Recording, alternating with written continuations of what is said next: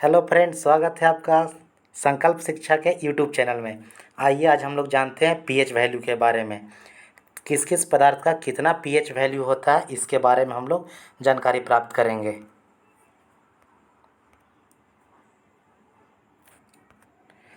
देखिए, सबसे पहले हम लोग जानेंगे पीएच का फुल फॉर्म क्या होता है।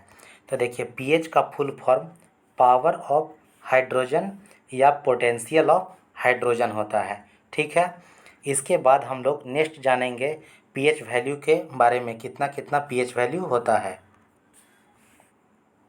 पीएच वैल्यू न्यूट्रल न्यूट्रल कब होगा? तो न्यूट्रल 7 अगर है पीएच का मान तो यह सबस्टांस न्यूट्रल होगा। अगर पीएच का मान 7 से कम है तो एसिडिक नेचर का होगा, और 7 से अधिक जितना बढ़ते चला जाए 14 तक के लिए वो बेसिक नेचर का होगा। पीएच का जो टोटल वैल्यू होता है, पीएच का टोटल वैल्यू वह 0 से 14 के बीच में होता है, और 7 न्यूट्रल होता है। तो 7 से जैसे जैसे कम होते चले जाएंगे एसिडिक नेचर बढ़ता चला जाएगा, और 7 से जैसे ऊपर की ओर जाएंगे 14 की ओर तो बेसिक नेचर बढ़ता चला जाएगा। ठीक है। जानते हैं पीएच की अवधारणा को सबसे पहले 1909 में कार्लसबर्ग लेबोरेटरी के डेनिश रसायन शास्त्री सोरेन फेडर लॉरिट्ज सोरेनसन ने प्रस्तुत किया था, जिसे हम लोग शॉर्ट फॉर्म में एसपी सोरेनसन के नाम से जानते हैं। कौन? SP Sorensen. एसपी सोरेनसन के नाम से जानते हैं कि पीएच का खोज किसने किया था, तो एसपी सोरेनसन ने खोज किया था पीएच वैल्यू का। देखिए, अब हम लोग जानेंगे acidic nature, basic nature, alkaline जिसे हम लोग कहते हैं, और न्यूट्रल कितना पैरामीटर तक होता है। तो देखिए, 0 से लेकर के 6 तक के बीच का जितना होगा वैल्यू सारा में नेचर कैसा होगा, तो एसिडिक नेचर का होगा। अगेन फिर हम लोग क्या देखेंगे कि 8 से लेकर के 14 तक के जिसका पीएच वैल्यू होगा वह सबस्टान अल्कलाइन नेचर का होगा। ठीक है। और बीच का ये 7, देखिए यह पोर्शन न्यूट्रल होगा। जैसे जल के बारे में जानते हैं, वाटर हो गया, साल्ट हो गया, ये क्या है? न्यूट्रल होता है। तो इसका पीएच वैल्यू 7 होगा। जैसे जैसे पीएच वैल्यू डिक्रीज करते जाएंगे एसिडिक नेचर बढ़ता चला जाएगा, और जैसे पीएच वैल्यू आगे की ओर बढ़ते जाएंगे 7 से 14 की ओर तो अल्कलाइन नेचर बढ़ता चला जाएगा। ठीक है। लोग पीएच के बारे में, जल का पीएच कितना होता है।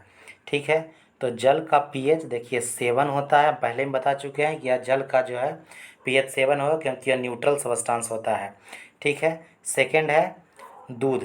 तो दूध का पीएच कितना होता है, तो 6.4 होता है। यह भी कैसा नेचर का होगा, तो एसिडिक नेचर का होगा।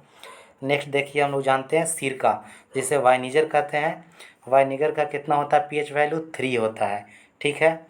सिरके का पीएच वैल्यू 3 होता है, यह भी एसिडिक नेचर का होता है।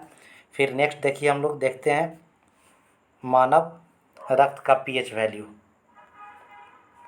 मानव रक्त का पीएच वैल्यू कितना होता है, तो 7.4 होता है। यह कैसा होता है नेचर में, तो यह अल्कलाइन नेचर का होगा, क्योंकि वैल्यू 7 से ज़्यादा है।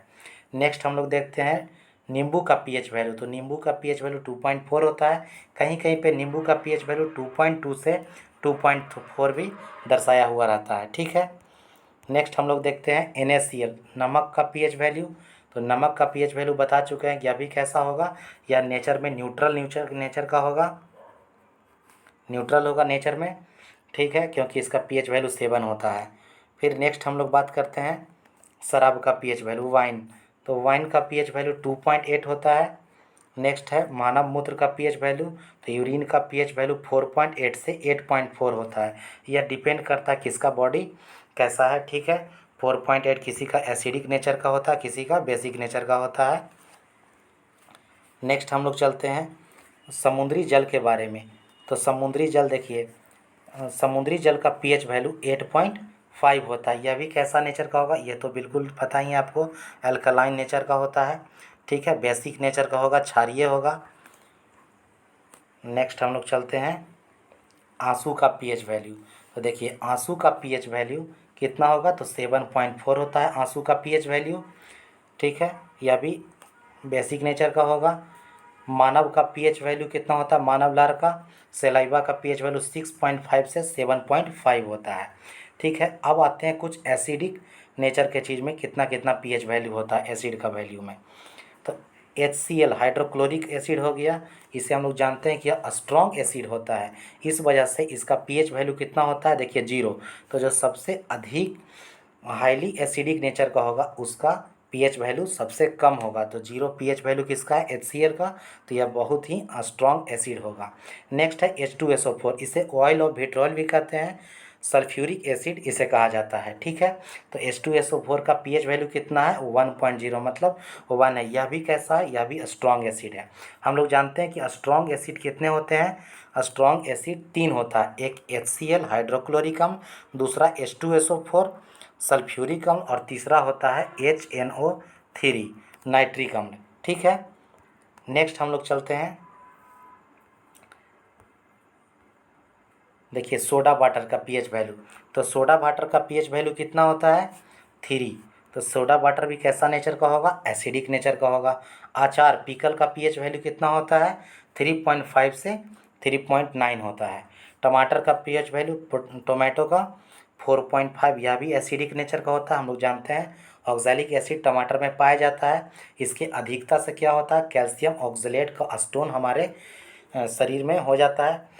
ठीक है, केले का पीएच वैल्यू, केले का पीएच वैल्यू कितना होगा, 4.5 से 5.2 तक के लिए होता है।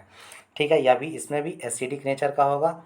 नेक्स्ट देखिए acid rain, acid rain acid वर्षा का पीएच वैल्यू 5 के आसपास होता है, क्योंकि देखिए कहीं कहीं पे क्या होता है, SO2 की मात्रा अधिक होती है। तो जब जल आता है तो गिरता है तो जल H2O प्लस SO2 मिल करके बन जाता है H2SO4। ठीक है, तो जब H2SO4 बनेगा तो यह एसिडिक नेचर का होगा, जो कुछ हाईली नेचर एसिडिक होता है।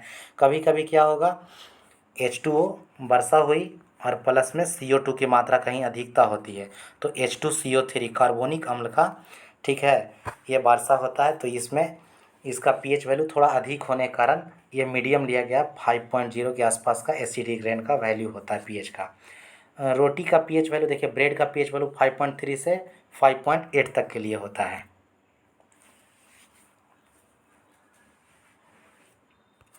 अब देखिए हम लोग देखते हैं लार का पीएच वैल्यू। तो लार का पीएच वैल्यू 5.4 से 6.2 होता है। फिर नेक्स्ट है चारेदार पानी का पीएच वैल्यू, यह भी 5.9 होता है।